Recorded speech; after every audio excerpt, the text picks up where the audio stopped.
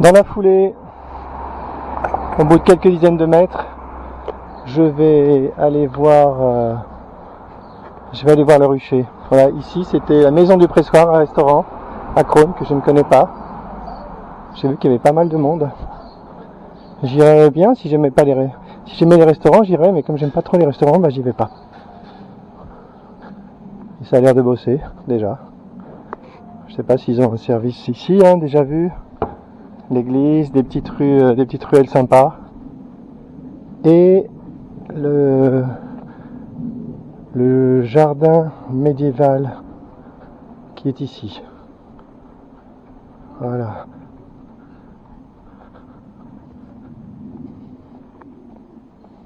Pam pam pam. Très beau jardin, un espace à droite pour jouer au foot.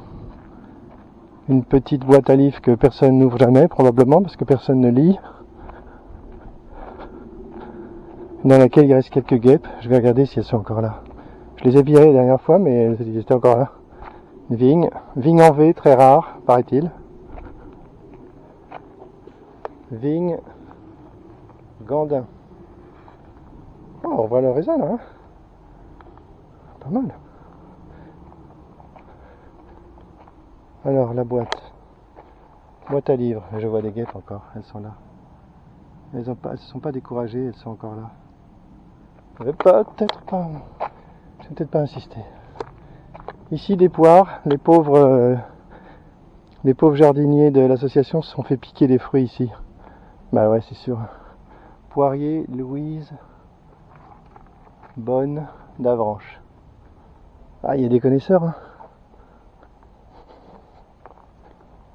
Allez. Alors, en fait, j'ai une idée. Quelqu'un m'a demandé si je pouvais pas présenter le rucher. Eh ben, je vais le faire, c'est une occasion. Il y a le chapoum là qui est là devant. Quand on vient, il faut le caresser, c'est un rituel. Je vais essayer de montrer le rucher correctement.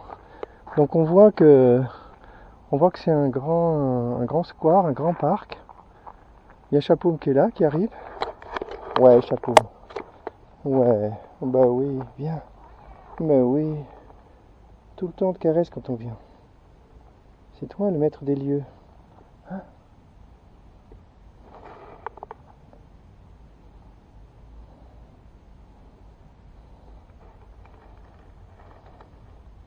Ouais, Chapoum.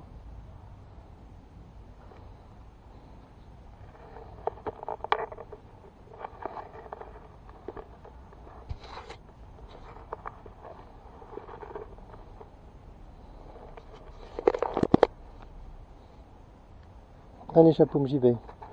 Donc je l'avais découvert par hasard. Il y a 3-4 ans maintenant, ça passe vite, hein. Et donc j'avais vu cette grille, super propre avec couleur vert foncé. C'est pas vert clair là, c'est couleur vert foncé. Vert foncé, je sais pas, gris. Et bien sûr, il n'y avait pas de ruche à l'époque. Bon, j'ai compris que c'était un rucher, j'étais voir la mairie. Je leur ai demandé les clés et le maire, monsieur Damiati, m'a super bien accueilli et il m'a donné les clés. Donc c'était vraiment tombé du ciel, quoi. Donc comment je peux le décrire? À droite, là, il y a une propriété là qui résiste, qui veut pas se faire acheter par la mairie. Il a bien raison. Par derrière, il y a un jardin qui appartient à une copropriété là, qui est vide, complètement vide. Donc ça sera sûrement racheté un jour aussi. Là, il y a un arbre, là, il y a un sapin en plein milieu du rucher qui fait de l'ombre. Donc une grille qui fait combien là? Ça fait combien de là à là? Combien ça fait? 15 mètres? Peut-être 15 mètres? 20 mètres, franchement, je suis pas très bon pour mesurer comme ça. Donc, c'est totalement clos devant. Ce qui est intéressant, c'est que on voit qu'il y a des habitations à gauche. Zéro problème avec les abeilles, absolument personne n'est venu réclamer. Et pire encore, ici, là, à 50 mètres, il y a des jeux pour enfants, pour jeunes enfants. Et là, pareil, il n'y a jamais eu de soucis. Là, on peut être sûr que s'il y avait eu le moins de soucis, je me serais fait dégager en 2 secondes. Donc là, c'est super bien. Voilà, alors je continue ma description. Chapeau me suit. Donc ici, sur le côté droit, Ils ont laissé une petite allée. Il y a une palissade en bois. En bas, c'était pas bien fait au début, donc c'est les gens de l'association qui ont complété la barrière. Bravo à eux.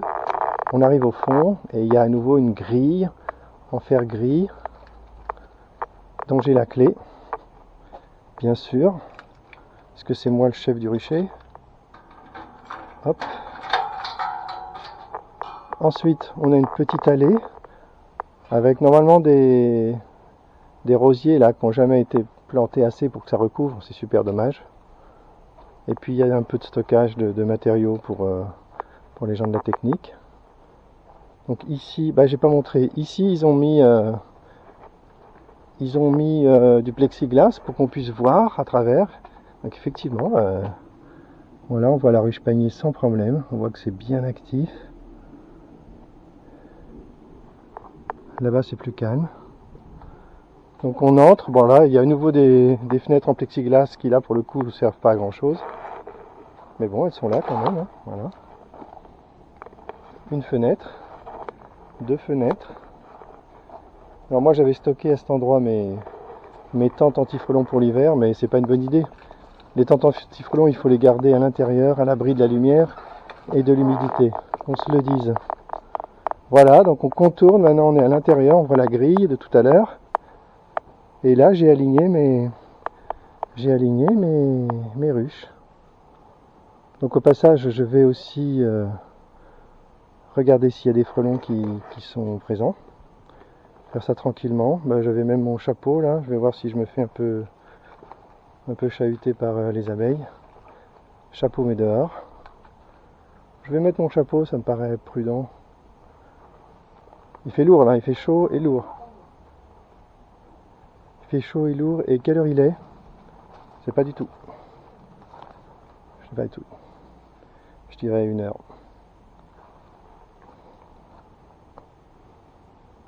Bon, plus de téléphone. Ouais, je pense qu'il est 1h. Voilà. Bon, je mets pas le chapeau, je vais me mettre par terre et je vais attendre un petit peu, comme d'habitude.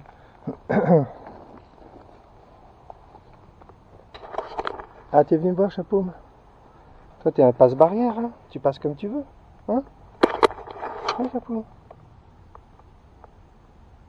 Bon, allez, je mets le chapeau, ça vaut mieux. Ah, hier, j'ai eu ma grande émotion avec la destruction des frelons.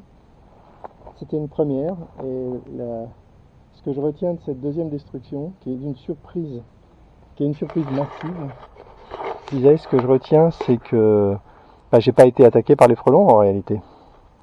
J'ai eu quelque chose qui peut pas être appelé une attaque, hein. Ça m'a vachement étonné, quoi. J'ai cassé le nid, j'ai tué tous les frelons, j'ai pas eu d'attaque. C'est dingue. Donc ça m'a fait penser que la seule explication, c'est que les attaques massives qu'on voit dans les vidéos des professionnels, c'est déclenché par les poisons qu'ils mettent, qui doivent être tellement agressifs que les frelons se trouvent comme des dingues. Je pense que c'est ça la raison. Donc ça laisse entendre qu'en utilisant la bonne technique, on pourrait détruire des nids avec très peu d'effusion, en fait même pas de prise de risque pour le voisinage. Ça c'est un truc que je me suis toujours demandé, hein. Comment les destructeurs, avec les attaques qu'ils déclenchent, ils ont jamais d'accident avec les voisins? Ça je comprends pas bien. Pour moi c'est un mystère. Mais si je peux éviter d'avoir des attaques, je le ferai. Ah, j'aurais bien voulu aller voir les constructions dans la ruche horizontale, mais je vais pas avoir le courage. Je dois rentrer chez moi pour faire de l'administratif. Je crois que j'ai décrit le rucher, hein. Il n'y avait pas énorme à dire, hein. On voit qu'on est à l'intérieur, on voit qu'il y a beaucoup d'espace. On voit qu'entre les portes des ruches et la barrière, il y a de la distance, hein. Il y a 5, 7, 8 mètres, je sais pas. Entre 5 et 8 mètres. Donc aucun souci avec les abeilles. Les abeilles sont bien hauts quand elles arrivent à la grille. Donc aucun souci avec les visiteurs. Les gens du coin apprécient les abeilles. De temps en temps, quand j'en croise, ils me parlent des abeilles, ils me disent ce qu'ils ont vu, etc. Ils s'inquiètent en hiver quand ils voient plus d'abeilles. Donc voilà. Voilà pour la description du rucher. Donc maintenant, j'attends un peu de voir s'il y a des frelons qui se pointent.